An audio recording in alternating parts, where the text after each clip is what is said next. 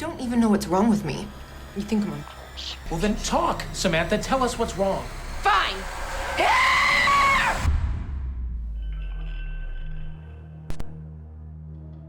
23 body horror moments, 7 levels. From clay figures with bulging eyes to organs being pulled out on a live stream. This is the ultimate iceberg of films with the most disturbing body horror themes in cinematic history. We'll start with some mild ones first, but the deeper we go, the more terrifying they get. Let's start at the tip of the iceberg. Disclaimer. Level 1. Body Parts, 1991. Body Parts is one of those early 90s horror movies that takes a simple what-if idea and pushes it into something far more disturbing. The film was directed by Eric Red and starts like a regular medical thriller, but quickly slides into full-on body horror. It tells the story of Bill Cruikshank, a psychologist whose life changes after a brutal car accident that leaves him without an arm.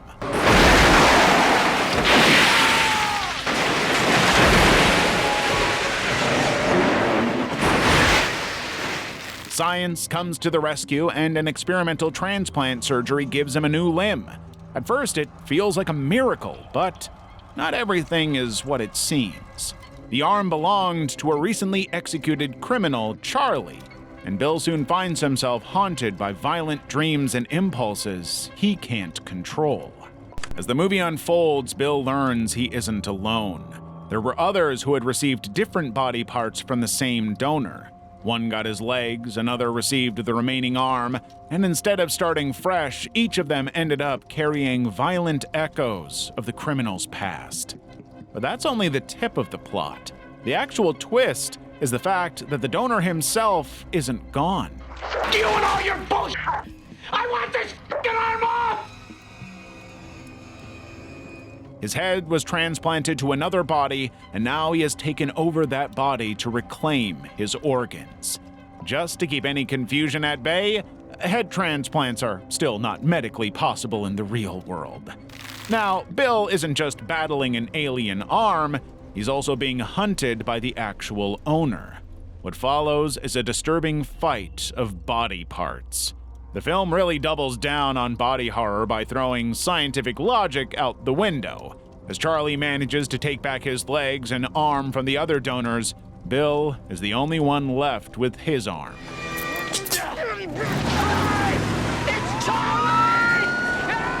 In a twisted turn of events, the same doctor who was so adamant about the transplantation agrees to give the body parts back to Charlie.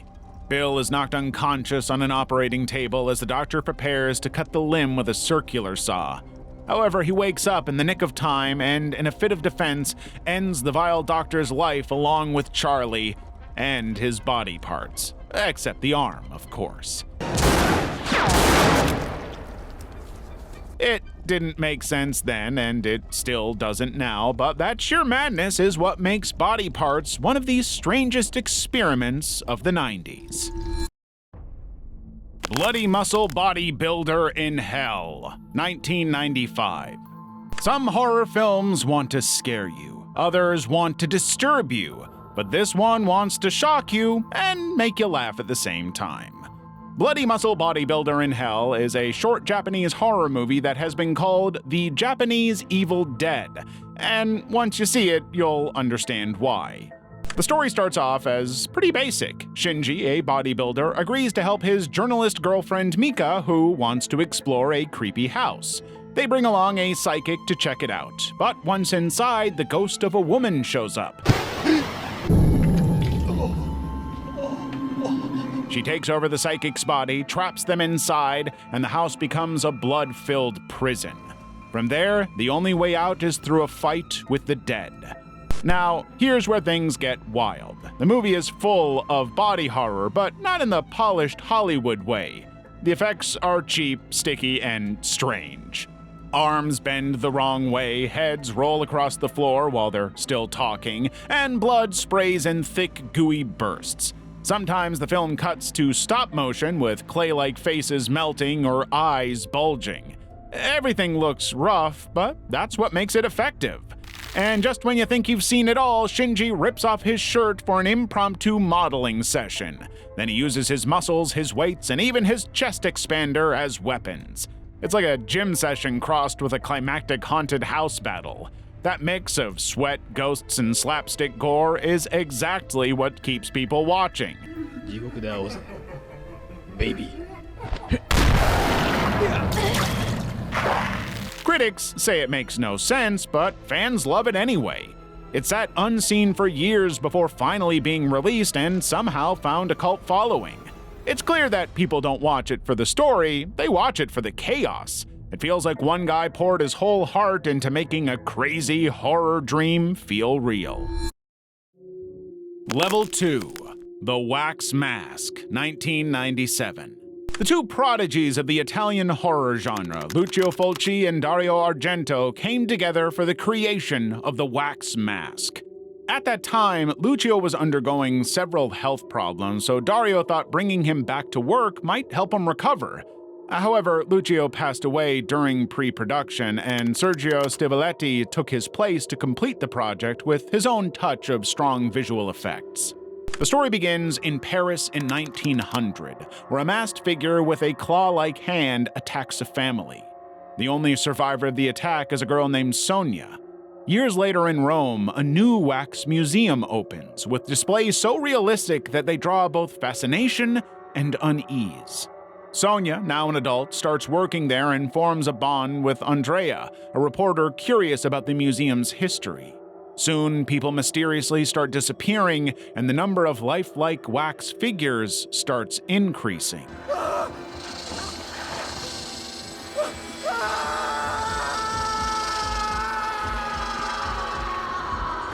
The deeper Sonia looks, the more she realizes the curator Boris is hiding something. The most unsettling part is that the wax figures are not just artificial structures. They're preserved people held in a static state with the aid of chemicals. The museum is filled with victims displayed like works of art trapped in silence. Boris himself is revealed to be more than human when his wax-like figure melts to reveal a mechanical structure beneath. In the final act, the melting and collapsing figures turn the museum into a nightmarish vision.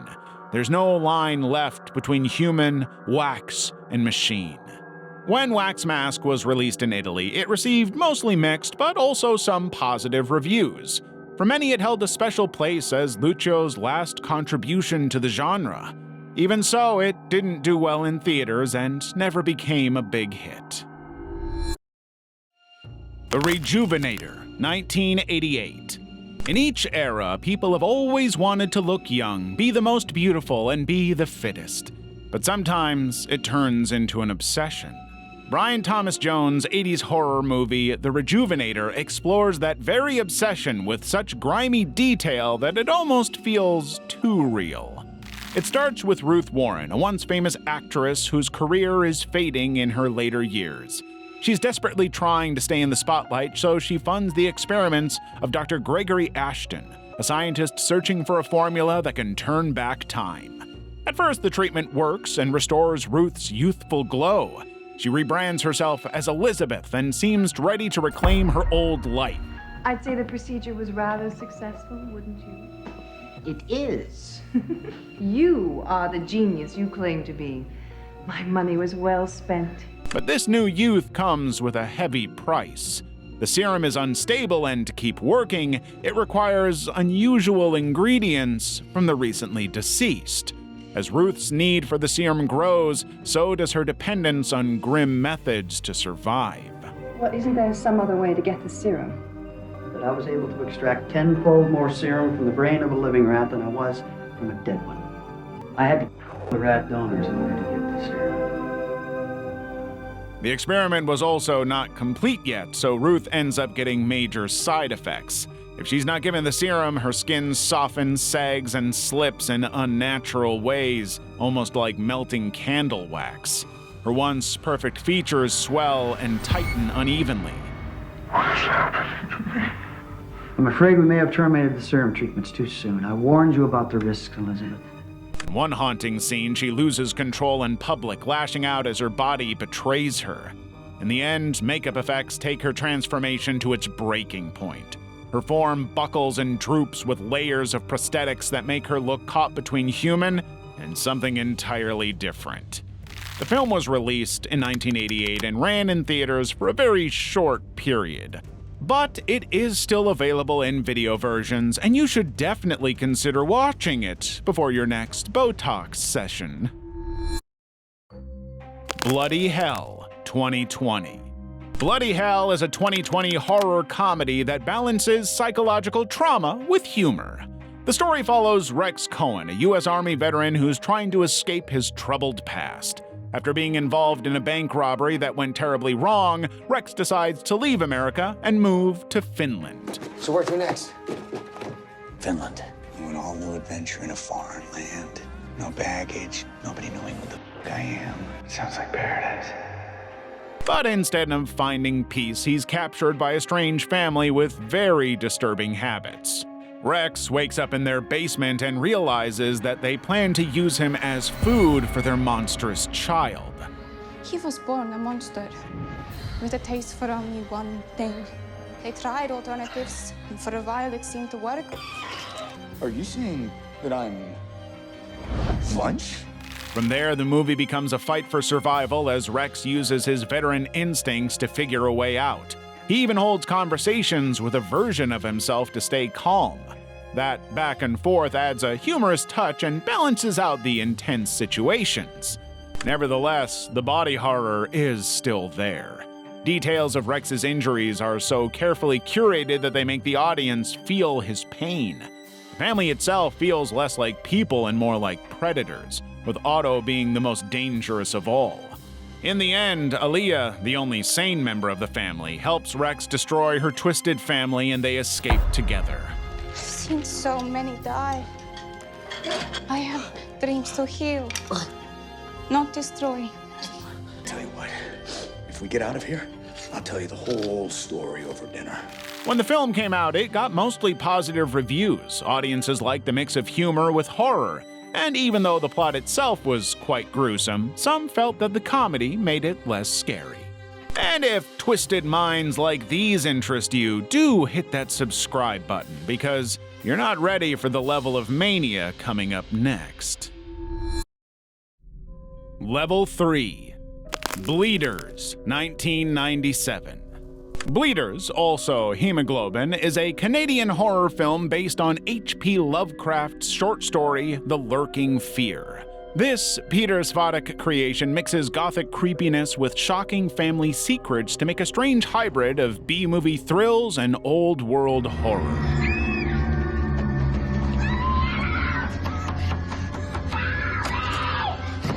The film follows John Strauss, a young man suffering from a rare blood disorder. To trace his family history, he travels with his wife Kathleen to a remote fishing island. There is something off about the place from the beginning. For instance, there's an unusually high number of women and only a few men. When John's illness worsens, Kathleen turns to Dr. Marlowe, who reluctantly helps uncover the island's hidden truth. The mystery involves the Van Dam family, John's ancestors. Generations of inbreeding left them with severe defects. And after a fire destroyed their home, the survivors escaped into tunnels under the island. Over time, they turned into pale, half-formed creatures called bleeders that feed on dead bodies. The island's graveyard connects to their tunnels, and they attack by bursting up from the ground.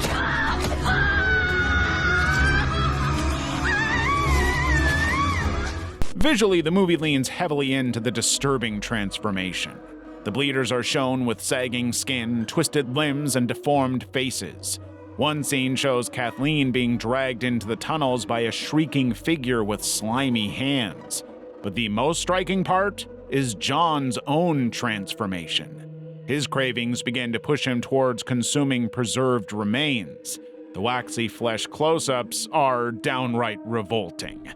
By the end, John embraces his monstrous bloodline and leaves Kathleen alone with his unborn child. Bleeders had a rocky release. Nobody really liked it, which is quite evident by the 4.2 IMDb rating. Reviewers called it nasty, saying the idea had potential for a strong horror film, but the overacting and low production held it back. And the only thing that kept the viewers watching to the end were the bizarre visuals. Replace 2017. Okay, so the girls might hate us for revealing this, but have you ever heard of the trend where girls claim online that they shed their skin during menstruation? If yes, congratulations, you're chronically online. If not, well, it's real. They just don't talk about it much. The movie Replace takes that idea of skin shedding and pushes it into a terrifying new level. The story follows Kira Mabon, whose life seems normal until she notices something strange. Patches of her skin start to age at an impossible rate. Hey, come here. You need to relax. Maybe take a bath. I'll come by tonight, okay? We're not talking about wrinkles here, we're talking about flesh drying, cracking, and peeling as if decades are passing in hours. Even doctors don't have answers, and Kira is left terrified as her body betrays her. The outer layer of your skin is aging and dying at an extreme rate. Then she stumbles on a solution, but it's one that pushes her into the darkest corner of body horror. Kira discovers that if she replaces her decaying skin with fresh skin from others, her body absorbs it and rejuvenates. The film doesn't shy away from showing the close-ups of her carefully lifting away damaged skin, the rawness under it, and the unsettling texture of new flesh sliding into place. You can almost feel the sting of it. The gore was not solely meant for shock value. The film uses these moments to explore themes of beauty, vanity, and survival. It's about how far someone can go to protect their form, the same form that is meant to age and die away. My name is Kira Mabon. It was my birthday yesterday. My 64th birthday. Maybe the film was a dig at the extensive beautification processes that have become the norm now, or maybe it was just the creator's unhinged idea coming to life. Either way, it left a mark. Critics were divided. Some praised the haunting visuals, others thought the pacing was too slow or that the surreal style made the story hard to follow. Deadly End, 2005. Deadly End, also known as Neighborhood Watch, came out in 2005 and left audiences traumatized, especially about those overly friendly neighbors. A newlywed couple, Bob and Wendy Peterson, move into a new house on Wormwood Drive. It's a fresh start for them, until they meet their new neighbor, Adrian Trumbull. He lives alone and has dark obsessive hobbies like cutting himself or poking fingers into his own wounds. It's disgusting, but that's not even the half of it. Despite living in filth himself, he believes it's his duty to purify others from impure thoughts. And the moment Bob and Wendy move in, he sets his eyes on them, quite literally. To welcome them into the neighborhood, he shows up with a box of chocolates, but the chocolates are poisoned and give them diarrhea. My name's Adrian Trumbull. Adrian Trumbull. I live in that house right there. Lived there for almost 30 years. For his next gift, he prepares a nasty concoction of rotten grapes with his bare hands. Thankfully, this time they refuse to accept the grape mix, but that only sets Adrian off. The same night, he breaks into their house and Bob finally reports him to the cops. However, Adrian is the mayor's son, and so the cops don't really help. What's going on? Are you going to arrest him? What are you talking about? The guy's a psycho. He's trying to poison us. You know what the shrinks say about people who think someone's trying to poison them? Psycho. As the film progresses, it's revealed that Adrian is not just targeting Bob and Wendy, he's also plotting against an elderly couple and is going above and beyond to make their life miserable. When Bob gathers the neighborhood to do something about Adrian, he takes his torment to another level. Poisoning the water supply, he sedates the couple, causing Bob to go blind, and Adrian takes Wendy to his house. Here we go. Oh, watch your head there. Oh, that looked like it hurt. Oh, I like your cookies. They're pretty. Not like that other thing.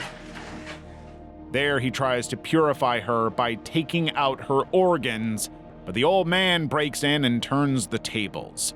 The climax pushes the horror to an extreme. In one of the film's most nauseating scenes, Adrian stumbles away with his intestines spilling across the floor before collapsing. And that's where Deadly End earns its reputation, through raw, unflinching visuals.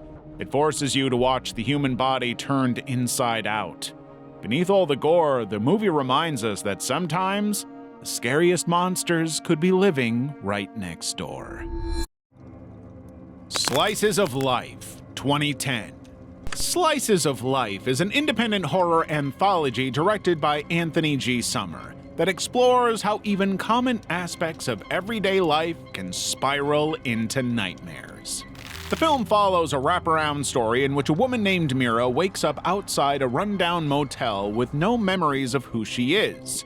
She later discovers 3 leather sketchbooks that hold disturbing stories, and as Mira flips through them, she realizes that the frightening images in them may be connected to her own fate. Each sketchbook represents a stage of life, and each story shows ordinary situations spiraling into horrific conclusions. Those are sketchbooks. An artist? You make up stories, draw pictures to them, almost a new one every night. It's all coming. In Work Life, an office worker at a biotech company accidentally unleashes a dangerous substance and turns his colleagues into unrecognizable versions of themselves. In Home Life, a pregnant woman becomes the target of sinister children who seem determined to claim her unborn baby. In Shut-Staff, 2 siblings take shelter in an isolated mansion only to find it occupied by monstrous figures that test their sanity. Are you sure that no one else was in the house?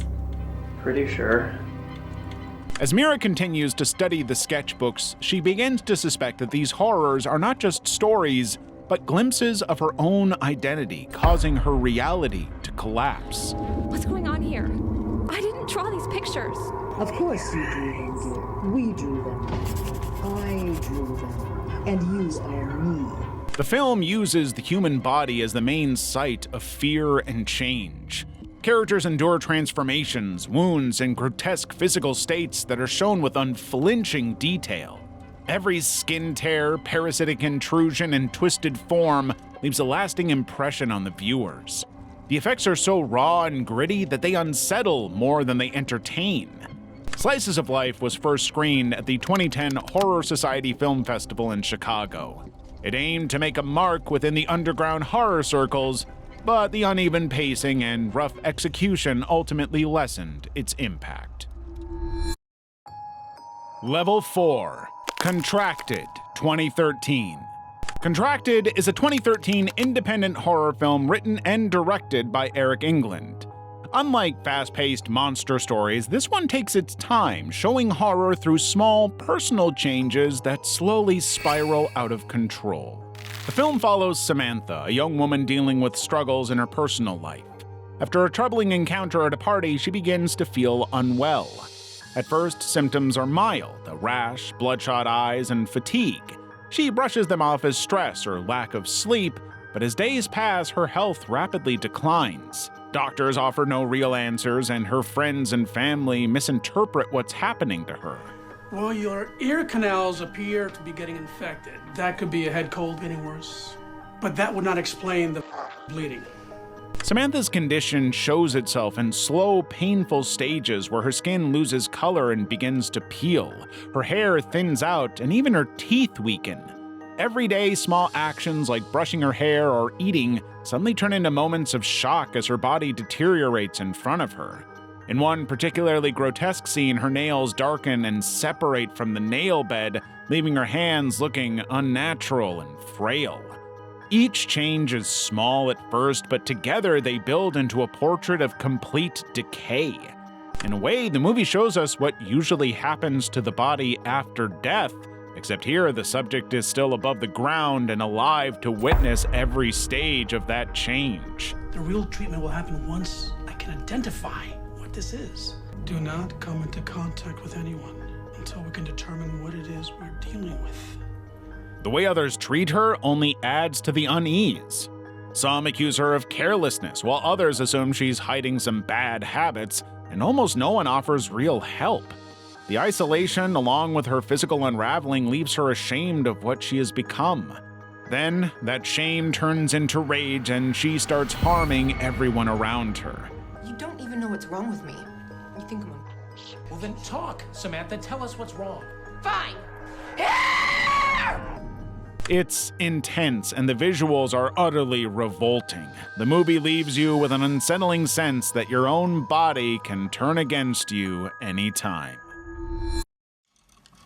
Infection, 2004. Infection is a Japanese horror film directed by Masayuki Ochiai. It takes place inside a failing hospital where the staff are tired, underpaid, and desperate. At first, the horror seems to come from human mistakes, such as the doctor giving the wrong medicine to a patient and then trying to cover it up, but soon something much darker enters the hospital.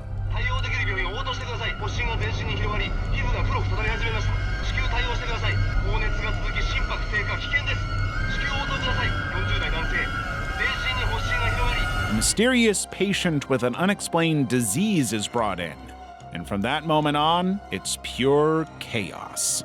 The movie's strength lies in its unusually distressing body horror. The infection spreads in frightening ways. It starts off with mild symptoms like sweating, strange behavior, or weakness, but then the changes become impossible to ignore. The skin loses its shape, muscles seem to melt, and the body starts releasing thick green fluid that seeps out slowly and unnaturally.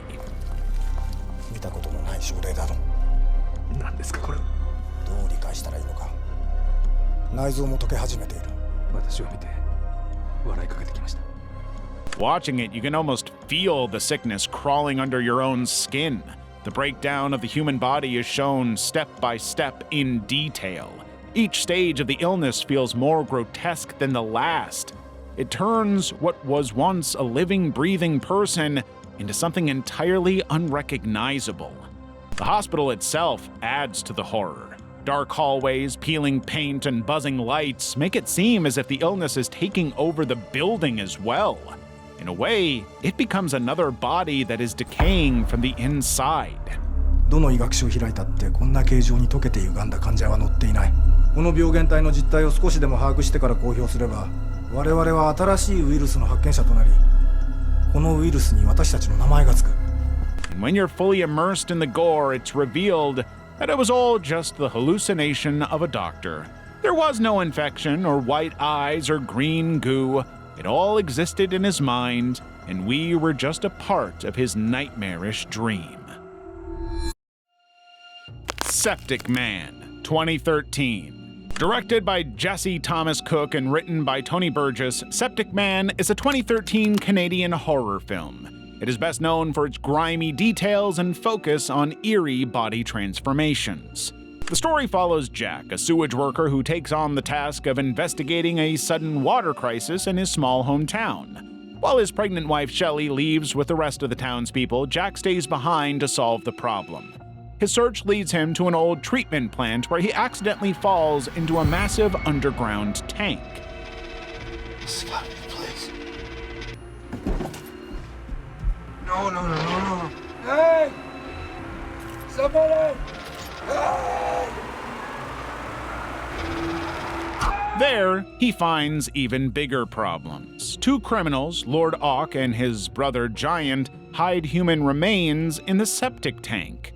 When Jack finds them, they fear he might expose them, so they leave him trapped inside. From that point on, the film becomes a portrait of slow and agonizing change.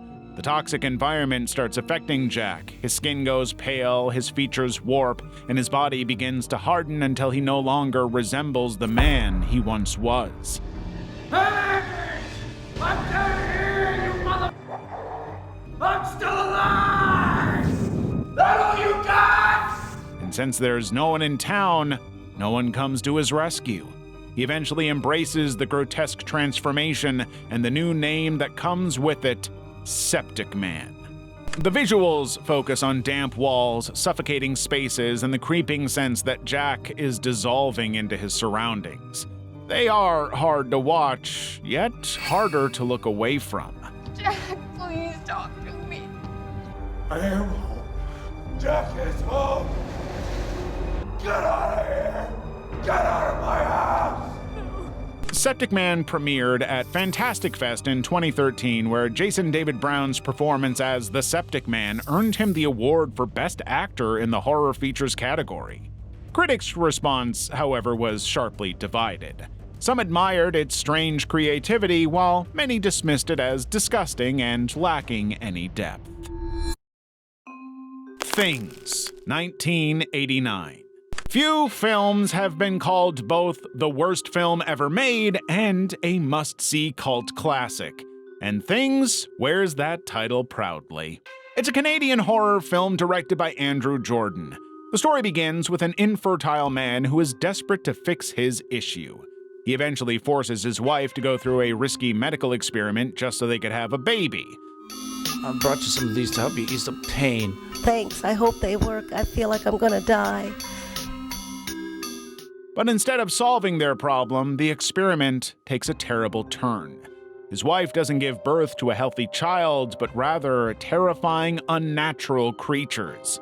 These things escape into their house, and the characters are trapped inside with no way to escape. The thin plot mostly serves as a setup for the chaos that follows.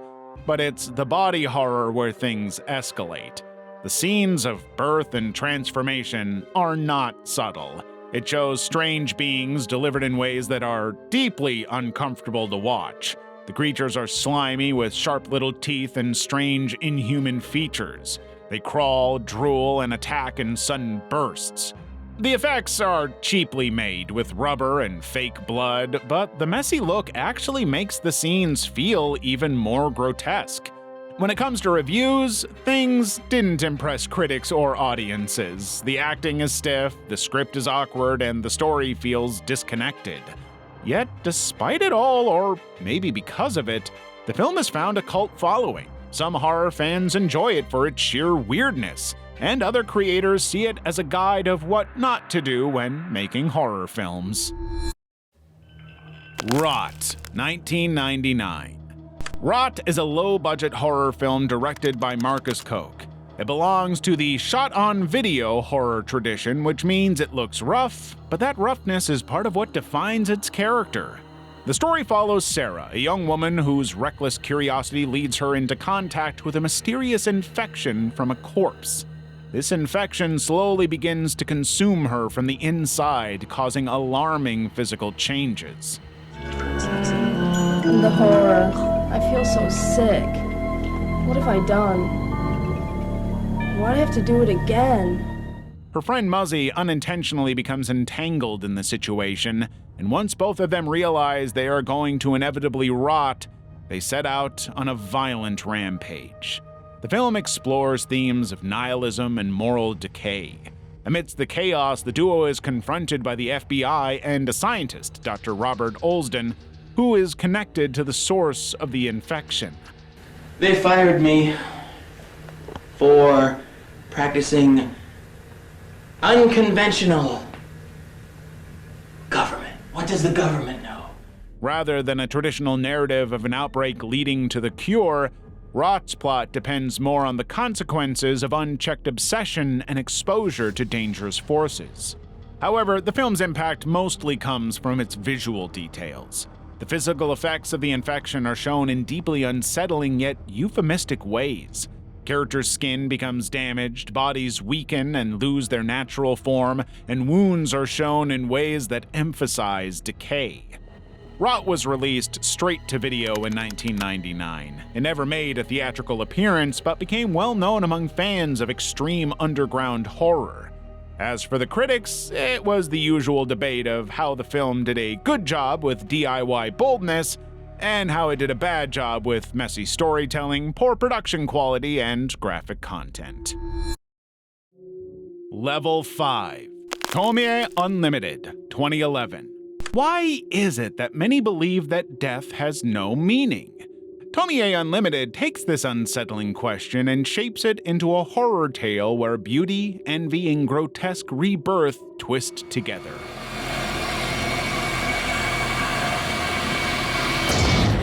The film is based on Junji Ito's literary manga and pushes horror to the extremes that are rarely seen in Japanese cinema. The story begins with Tsukiko, a shy high school student who lives under the shadow of her older sister Tomie. The elder one is always praised for her beauty and confidence. But when she loses her life in a strange accident, Tsukiko thinks her life will finally be normal. A year later, on what would have been Tomie's 18th birthday, the impossible happens. Tomie walks back through the front door alive and unchanged, as if nothing ever happened. From that moment, Tsukiko's world spirals into madness. Tomie reclaims her place as the star child, and everywhere Tsukiko turns, she sees new copies of her sister. The older sister is not merely resurrected, she multiplies, mutates, and consumes. A scar on her neck splits into a talking growth and mocks everyone around her. Severed heads reappear in lunchboxes, sprouting hair and whispering. Whole bodies deform into writhing lumps of flesh, chasing Tsukiko with distorted faces. In one striking scene, a giant mass of Tomie's replicated heads take over a room, each one grinning and speaking in unison. Human, corpse, or monster, you never know what's gonna come next. The practical effects and makeup give Tomie's rebirth a raw presence, with her skin stretching, wounds opening, and flesh swelling beyond human limits. When the film came out in 2011, many fans of Ito's manga praised its ambition and shocking imagery, while some criticized its constant overindulgence in disturbing visuals. It never really reached mainstream popularity, but became a subject of curiosity among extreme horror enthusiasts. Born Dead, 2021. Born Dead is a dark and unsettling Italian horror film directed by Alex Visani. It's a slow, intense story that mixes horror with a twisted and unusual love story. A young woman named Luna works as a taxidermist. She collects animals from the forest, preserves them, and eventually sells them. And no matter how grotesque it is, she actually loves her job. Luna is calm, detached, and somehow more comfortable with the lifeless than with living people. One day, while wandering in the woods, Luna encounters two bodies. One a fully deceased woman, and the other a man barely holding on to life. She brings both back to her home where she tends to the guy's injuries. As he recovers, it's revealed that he was the one who attacked the other woman, and not just her. He is, in fact, a serial offender with a long history of violence. Luna is fascinated by Tony's obsession with death and destruction. It's like she found her perfect match. Tu hai il potere di tenere la vita appesa a un filo invisibile. Io voglio essere testimone del tuo potere. So as he dismembers his victim's corpse, Luna turns him into her muse. Their relationship was meant to be the central plot, but the disturbing visuals made it hard to focus on anything else. There's a scene where Luna uses the internal organs of the corpse for her own pleasure, and honestly, what plays after is just a blur. You simply can't shake that image out of your mind. Meanwhile, Tony is haunted by vivid, grotesque visuals of the women he's harmed. These visions hint at his guilt or madness. However, they don't lessen the impact of his brutality. Together, Luna and Tony form a bond over shared darkness, but shortly after that, Tony's health worsens and he passes away. Luna is not ready to let go of him just yet, so she preserves his body like the animals she once preserved. Because deep down, she always liked the dead more than the living. Breeder, 2020. Breeder is a Danish horror thriller directed by Jens Dale and written by Dalsgaard Thomsen. The plot follows Mia, a horse rider who begins to suspect that her husband's business partner, Dr. Isabel Rubin, is involved in dangerous research. Isabel's company promises ways to slow down aging, but behind the glossy surface, there's a dark secret.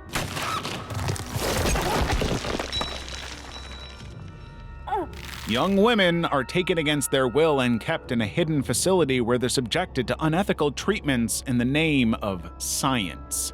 When Mia investigates, she too becomes a prisoner and is forced to experience the same cruel experiments she was trying to expose. The captive women are branded, impregnated against their will, and undergo several painful medical procedures. Some scenes even show corpses of newborns in trash containers and dismemberment. The film uses these images to shock, but also makes you feel the fear and helplessness of the victims. It's like they have to pay the cost for someone else's luxuries. They're held hostage in medical facilities just because some people can't stand to be old. The visuals are disturbing, but the psychological impact of the film cuts even deeper. The story clearly aims at today's shady beauty companies that will do anything and everything to stay in business. But the execution might not have been that great because the film only has an IMDb rating of 5.0. Level 6. Eat, 2014. Eat is a low-budget horror drama film written and directed by Jimmy Weber. It follows Novella McClure, a struggling actress in Los Angeles who hasn't had a good acting role in a long time. Consequently, she faces many problems, failed auditions, and extreme anxiety.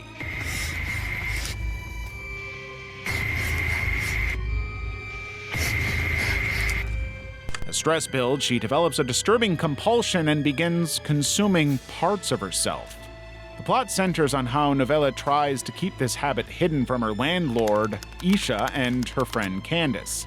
She eventually tries to see a therapist, Dr. Simon, for help, but her condition worsens and small bites turn into more serious wounds.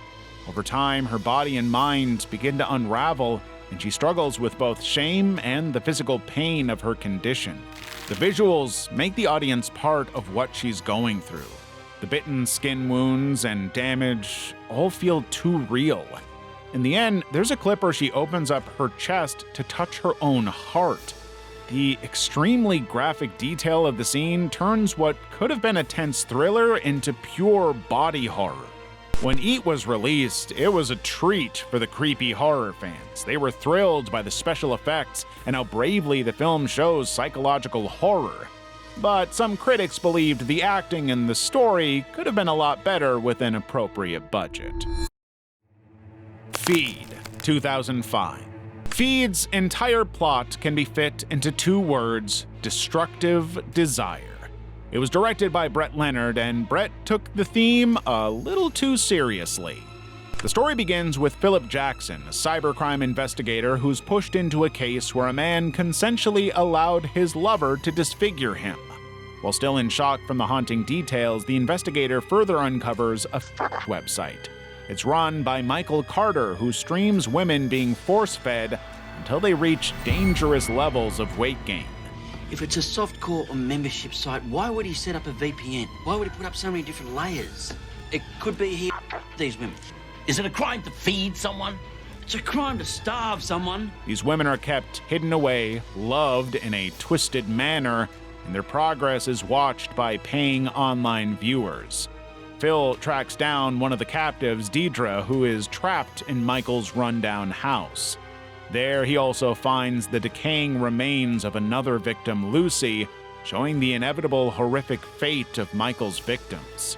The film first intrigues you, then disgusts you, and then it torments your mind, all via its deeply disturbing imagery. The scenes of Michael preparing Deidre for the streaming and feeding her the remains of Lucy through a tube are extremely hard to watch.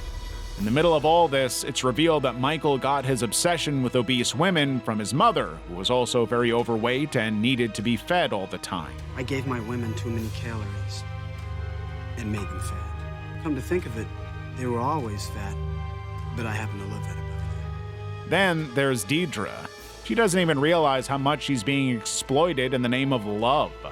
When Philip shows up to save her, she even blames him for upsetting Michael. Seeing no other way to save the distraught woman's life, he ends her suffering himself. You leave my baby alone! Don't you dare hurt him! Do I look dead to you, boy? In the end, Philip flips the script on Michael by holding him captive and only feeding him when he begs for it. The Bleak, 2019. The Bleak came out in 2019, and this short horror film, directed by James Bell, delves into the themes of obsession and decline. With a runtime of just under 50 minutes, the film's not like a normal story. Instead, it feels more like 3 nightmares shown one after another. In the first part, we see a man with a badly damaged face. He walks through empty places and hurts people in brutal ways. The second part is about a cruel man who tricks women, mistreats them, and ends their lives. The last part shows a man who watches violent tapes at home, and when his wife refuses his wishes, he loses control and goes on a rampage. These parts don't really connect in the true narrative sense, but are more like different looks at the same dark themes. However, one thing that is common to all 3 is the presence of extreme body horror. The director uses real handmade effects instead of computer graphics. Bruised and twisted faces are shown, flesh is ripped open, limbs are broken or removed, red liquid flows everywhere, and organs are put on a blunt display. You can almost feel the squishy and sticky textures. It's pretty much just non-stop gore the whole time, just gore and violence.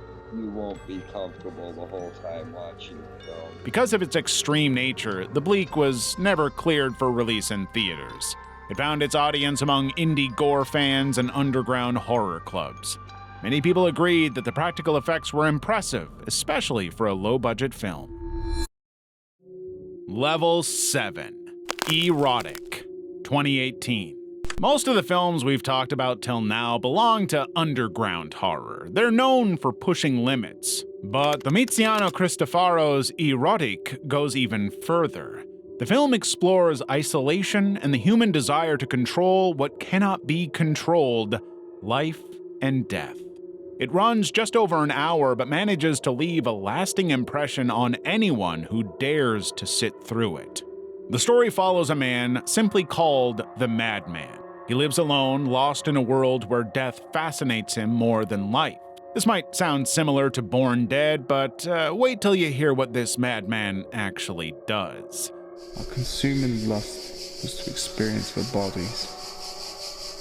I view them as objects, as strangers. It is hard for me to believe a human being.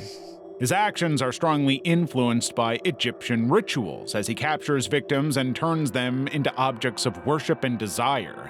He tries to find love in those who can no longer resist. Along the way, several innocent figures become trapped in his orbit and are forced to witness the extremes of his obsession. Dialogue is minimal and the visuals tell the story. It's like watching someone's disturbed dream unfold without explanation. The graphic details are relentless and unapologetic. We see skin wrapped in cloth, organs being used as parts of a ritual, and bodies posed like sacred statues. The acts themselves are disturbing, but what makes them so powerful is the way they're filmed.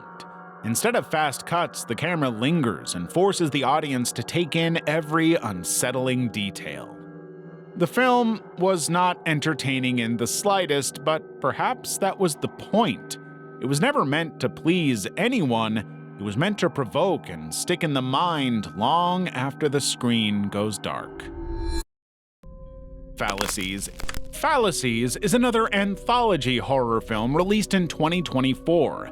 It is co-directed by several filmmakers, including John Devlin and Domitiano Cristofaro, among others.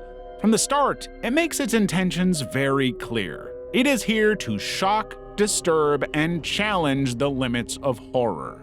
Instead of avoiding sensitive themes, the film faces them head-on, focusing on male anatomy and turning it into the center of body horror. This makes Fallacies one of the boldest underground horror projects of recent years. The film is made up of 11 short tales.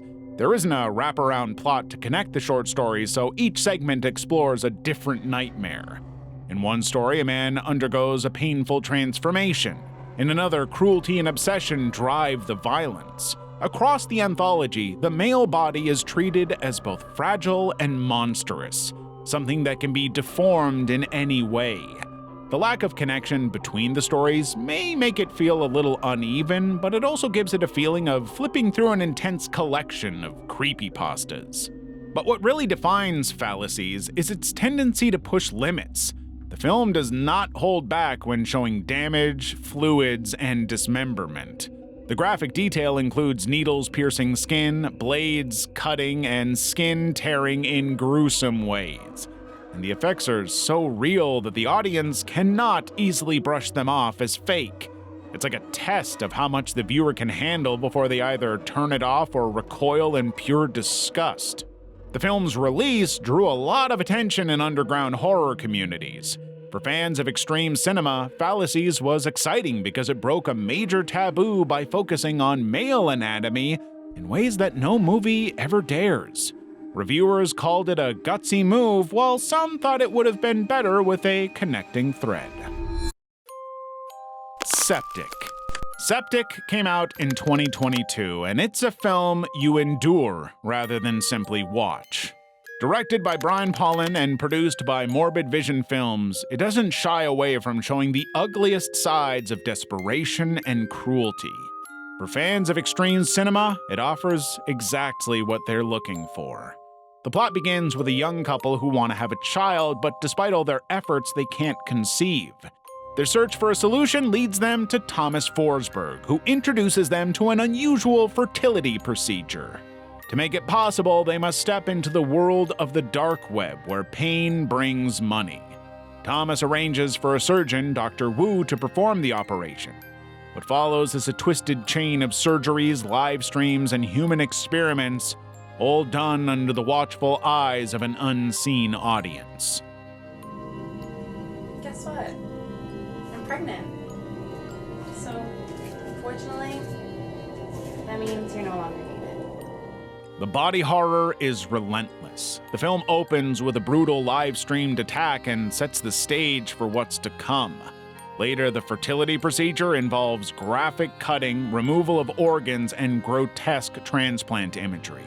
The surgery sequences are unfiltered with lots of blood sprays and close-ups.